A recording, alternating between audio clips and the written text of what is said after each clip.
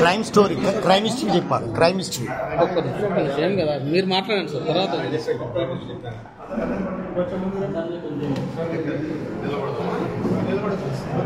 తర్వాత sir sir మీరు తర్వాత మాట్లాడండి. ముందుగా పాత్రికేయ మిత్రులకు నమస్కారం. ఈరోజు ఏదైతే ఆదివాసీ తెగల్లో అక్రమంగా చొరబడేటువంటి ఊరు బంజారీలు అంటే సుగాలి, లంబాడి, బంజారా ఇటువంటి కులాలన్నీ కూడా అక్రమంగా గత 4 దశాబ్దాలుగా భారత రాజ్యం కల్పించినటువంటి విద్యా, ఉద్యోగ అవకాశాలు, అదేవిధంగా రాజకీయ అవకాశాలు అన్నీ కూడా కొల్లగొట్టిందని చెప్పేసి సుప్రీంకోర్టులో కేసు వేయడం జరిగింది.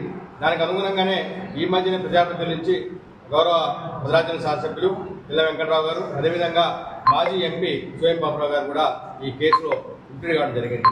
వారికి ముందుగా యావత్ ఆదివాసీ సమాజం తరఫున ధన్యవాదాలు తెలియజేస్తూ, వారిపైన వ్యక్తిగత దృష్టి గోరు బంజారాలు మరి వారి పద్ధతి సరికాదు.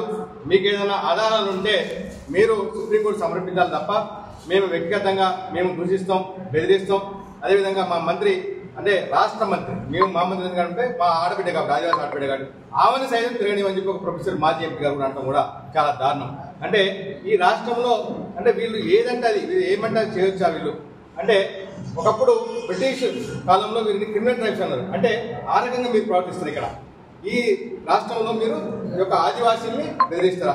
అదేవిధంగా సమాజంలో ఉన్నటువంటి భోజన కులాలు కావచ్చు, అదే దళితులు కావచ్చు, మైనార్టీలు వీళ్ళు చేయనటువంటి కుల వృత్తులన్నింటి కూడా చొరబడి వాళ్ళ జీవనాధారం మీరు దెబ్బతీస్తారా?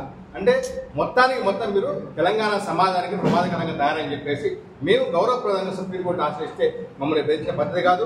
అదేవిధంగా మేము 40 లక్షలు ఉన్నాం కాబట్టి మీరు పార్టీలన్నీ కూడా మాకు మద్దతు తెలపాలని చెప్పేసి ఇటు కాంగ్రెస్ని, అటు కేంద్రంలో ఉన్న బీజేపీని, అదేవిధంగా గతంలో 10 సంవత్సరాల పాటు పరిపాలించినటువంటి బీఆర్ఎస్ ప్రభుత్వాన్ని కూడా మీరు బెదిరింపులకు గురి చేస్తున్నారు. మీరు అసలు 40 లక్షలు ఎట్లా వచ్చినా మేము అడుగుతున్నాం. ఒక ఉద్యోగులుగా, ఉన్నత ఉద్యోగులుగా, జ్ఞానవంతులుగా, ఆదివాసీ సంబంధించిన జ్ఞానవంతులుగా మేము అన్ని తెగలకు సంబంధించిన వ్యక్తులుగా మేము అడుగుతున్నాము.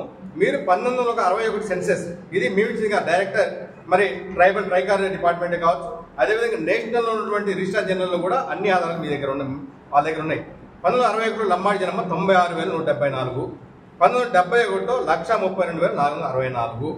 దాని తర్వాత 1976 ఎమర్జెన్సీ కాలంలో ఇందిరాగాంధీ అప్పుడు ఆమె మెదక్లో గెలవడం కోసం మీ ఉన్న ఓటు బ్యాంక్ 25,000 రావడం కోసం ఆమె మిమ్మల్ని ఒక డిఎన్టీ హోదాలో 2% విద్య, ఓన్లీ విద్య కోసం మిమ్మల్ని ఒక జియో 1.9 కలిపితే మీరు దాన్ని పెట్టుకోని చెప్పేసి మీరు 1981 నాటికి 11,58,342 ఎట్లా వచ్చింది చెప్పండి.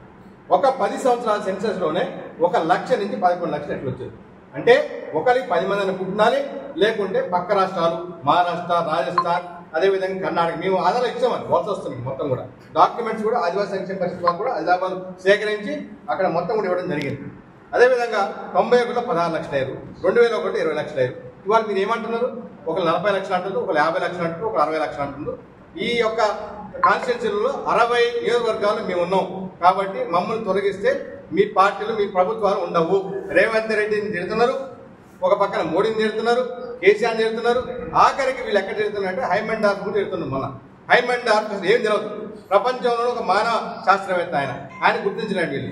ఇంకేమంటారంటే రాబోయే రోజులు ఏమంటారంటే అంబేద్కర్ని ప్రపంచంలోనే విశ్వ మేధావి ఆయన కూడా గుర్తించలేదు వీళ్ళని. గుర్తించలేదు కాబట్టి రాజ్యాంగంలో వీళ్ళని ఎస్టీ ఇవ్వలేదు. కాబట్టి మేము అనేది ఒకటే, సరే మాకు 76లో కలిపినప్పటికీ మాకు ఇంత చదువులు లేవు, ఇంత ఉన్నత స్థాయి లేవు. తర్వాత కొద్ది గొప్ప చదువుకున్నటువంటి వాళ్ళు కొద్ది మందే ఉన్నాం. ఇప్పటికే మా పాపయ్య గారు లాంటి వాళ్ళు రిటైర్డ్ చీఫ్ ఇంజనీర్, ఆయన మొదటి చీఫ్ ఇంజనీర్, ఇప్పటి వరకు ఎవరు కాలేదు. మేము డిఏ అయినాం, ఈఏ అయినాం, దాని తర్వాత ఎస్టీ అవుతాం, తర్వాత డాక్టర్లు కూడా రిటైర్ అయిపోతున్నారు. తర్వాత రేపో మాపో మేము ఏమంటున్నాం అంటే ఎమ్మెల్యేలు కూడా మీకు ఎమ్మెల్యేలు ఉండలేరు. ఇప్పటికే భద్రాచలంపై సీటుపై కన్నేసిన వాళ్ళు, అదేవిధంగా సారపాక పినపాకపై కన్నేసిన వాళ్ళు, అసరాపేట మాదే అంటున్నారు, అన్ని స్థానాలు మాదే అంటున్నారు. కాబట్టి మీకు కూడా నిరుద్యోగులు, రాజకీయ నిరుద్యోగులు మారిపోయే అవకాశం ఉంది. కాబట్టి వాళ్ళు చెప్తే దానికి వెంకటరావు గారు ఒప్పుకొని మొన్న కేసు వేయడానికి వచ్చారు. అదేవిధంగా మిగిలిన ఎమ్మెల్యేతో మాట్లాడాను, మా మంత్రి శ్రీధర్ గారితో మాట్లాడాను. ఆమె కూడా చాలా బాధపడి నన్ను తిరగనీయమంటుంది. మరి ఎట్లా మరి మీరు అందరూ ఏం చేస్తారంటే మేము అందరం కూడా ఏకం కావాలి. మనలో ఎన్ని విభేదాలు ఉన్నా సరే మనం అందరం కూడా ఇంట్లో కూర్చొని మాట్లాడుకోవాలి.